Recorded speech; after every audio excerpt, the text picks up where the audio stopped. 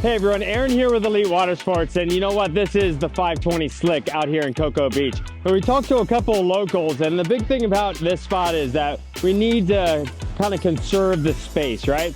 So when you're setting up, you're going to be doing it in this like grass area, right? And then rig your bar like normal and try to follow the rhythm, follow the pattern that everybody else is doing. Now, the big thing about this spot is usually it's going to be an offshore breeze, right? So the wind's coming over that causeway and actually leaving where your area is, right? So it is definitely different from other spots in the world, right? And what you have is a little cut in the mangroves, right? In that cut in the mangroves, that's where you actually do a drift launch. So it's pretty customary for everybody to do a drift launch. Some of the locals have actually talked about how some people that don't know what's going on, they're launching the kites here in this actual setup area. Big no-no, don't want to do that, okay?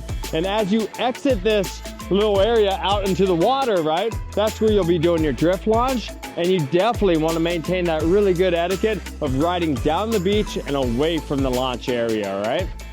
All right, so here we are. You just set up your kite, you just rigged it up, you're ready to go. This is where you're gonna actually put that kite in the water and drift launch out that way. Offshore breeze, remember that, right?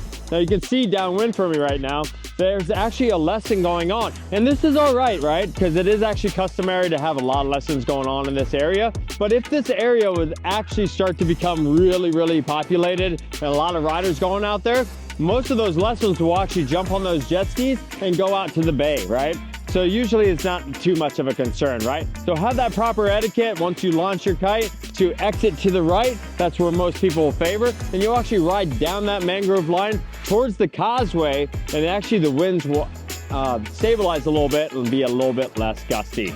As far as concerns on the safety side of things, what the locals have taught us and what we've actually experienced today is that most of it is sandy, right? There's a couple pokey things here and there. And of course, there's gonna be some other hazards like the boating channel and whatnot. You have some channel markers here and there. They're not really marked, they're just channel markers sticking up, and they extend the whole length of the causeway back and forth. So maybe if you're doing some big air techniques and whatnot, and you're cruising up and jumping up super, super high, maybe you should be watching out for that kind of stuff. But if you're hugging the mangroves, no worries, guys.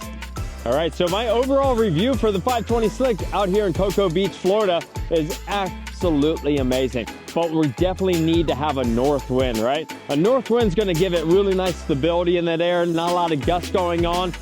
Today we had a little bit of west, just a tad bit of west in it, and it certainly made it more difficult for that intermediate to an advanced level, right? So the ideal wind direction is certainly north, maybe just a tad bit of east. It's gonna be perfect for you, right? So in review, this is a superb spot. We love it, and we highly recommend you coming on down here. I gotta leave off with one note. These locals love this spot, and they are so happy to see new faces. So join in the love, come on out, share a session with them, and give thanks for them to keep this spot amazing.